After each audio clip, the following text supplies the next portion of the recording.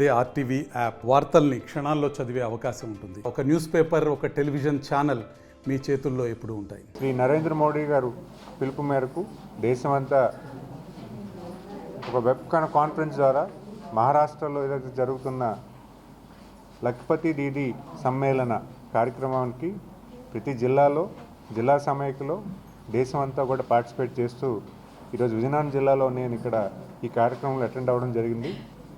ఈ కార్యక్రమంలో ముఖ్య ఉద్దేశం ఏంటంటే గ్రామాల్లో ఉన్న మహిళల్ని లక్షాధికారులుగా చేయాలన్న ఆలోచనతో వాళ్ళకి ప్రత్యేకమైన ఫండ్స్ రిలీజ్ చేస్తూ వాళ్ళకి కొంత సపోర్ట్ ఇచ్చే విధంగా ఈ కార్యాచరణ చేయడం జరిగింది. అంటే లఖ్పతి దీదీ అనే కాన్సెప్ట్ మోడీ గారు ప్రారంభించడం జరిగింది.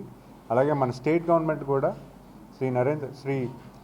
మన ముఖ్యమంత్రి వాళ్ళు చంద్రబాబు నాయుడు గారు నాయకత్వంలో మన సెర్ప్ డిపార్ట్మెంట్ ఏదైతే ఉందో దాన్ని పూర్తిగా ఇంకా అధ్యయనం చేసి కొన్ని మార్పులు తీసుకొచ్చి లక్షాధికారులు కాదు మిలియనర్ దీదీ అనే కాన్సెప్ట్ కూడా మనం వెళ్తున్నాము.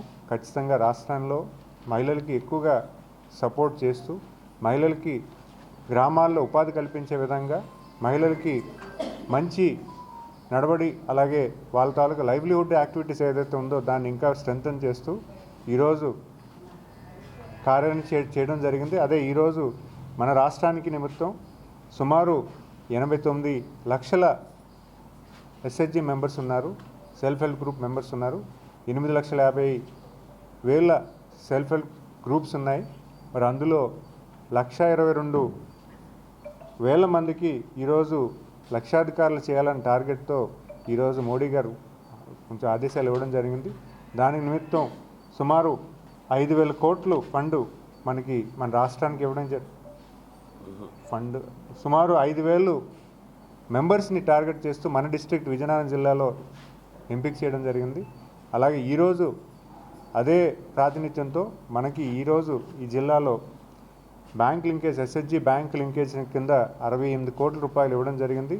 అలాగే ఆదర్శ మండలాలకి ఏదైతే ఉందో కమ్యూనిటీ ఇన్వెస్ట్మెంట్ ఫండ్ కింద ఒక 6 మండలాలు ఎంపిక చేయడం జరిగింది మన జిల్లాలో. ఆ 6 మండలాలు కూడా 15 లక్షల రూపాయలు ఒక కార్పస్ కింద ఇవ్వడం జరిగిందని ఈ వేదిక తెలియజేస్తున్నాను.